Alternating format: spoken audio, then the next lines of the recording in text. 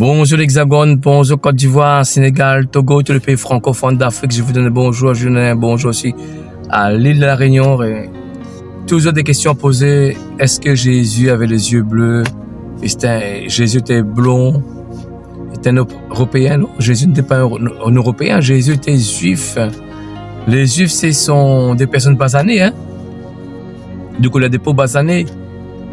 Parce que même moi-même, j'étais un ancien catholique. J'adorais le photo de Jésus. Même offrir des cadeaux des personnes, des photos de Jésus yeux bleus. Même j'étais un idolâtre, hein, parce que même les protestants et évangéliques, ce sont pareils. Nous avons beau critiquer les catholiques, eux ils sont pareils. Ils adorent les photos de Jésus yeux bleus. Hein. Par exemple, je prends un verset de la Bible dans Isaïe 53. 53, Isaïe 53. Je paraphrase ce verset-là. Isaïe 53, verset 2. Il n'y avait ni beauté, ni éclat pour attirer nos regards. Et son aspect n'avait rien pour nous plaire. Voilà, hein, parce que Jésus, en fait, quand il n'était pas beau garçon, hein, il est venu en sorte qu'il n'avait pas de beauté pour que personne soit attiré vers lui, hein, parce que nous savons tous que lorsque nous sommes beaux de visage, belles de visage, hein, les regards sont attirés vers nous. Jésus a fait en sorte qu'il n'était pas beau. Il y a des 1000 ans de cela, il n'y avait pas de pareil de photo pour connaître vraiment le visage de Jésus, hein, parce que là, la Bible parce que par contre, la Bible était là, hein, la Bible fait plus que 2000 ans, hein. Et par ça, je prends un autre verset dans l'Apocalypse 1. Et Apocalypse 1, soyez bénis, mes frères et sœurs qui sont dans le monde entier. Nous savons que vous êtes des personnes, des frères et sœurs qui aiment la parole de Dieu. La parole de Dieu, c'est délicieux. C'est un régal, c'est merveilleux. Apocalypse 1, verset 14. Voilà, ce sont des versets de la Bible. Hein. Ça date de 1000 ans. Hein. Sa tête et ses cheveux étaient blancs comme de la laine blanche, comme de la neige. Ses yeux étaient comme une flamme de feu. On voit que les vrais yeux de Jésus étaient comme une flamme de feu.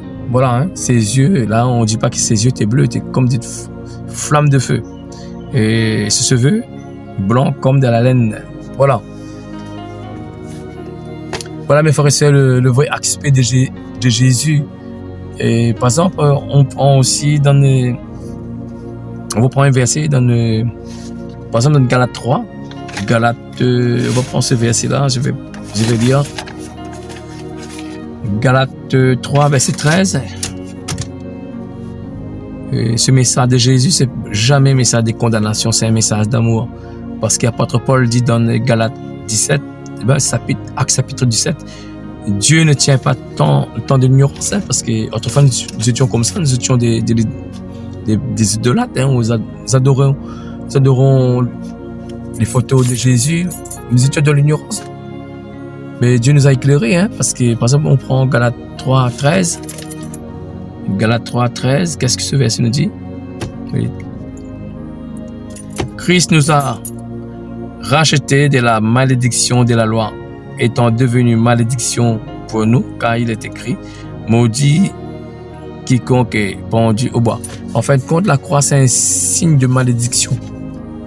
Parce que même moi-même, j'adorais Jésus sur la croix, parce que ça fait des 1000 ans que Jésus a sorti sur la croix.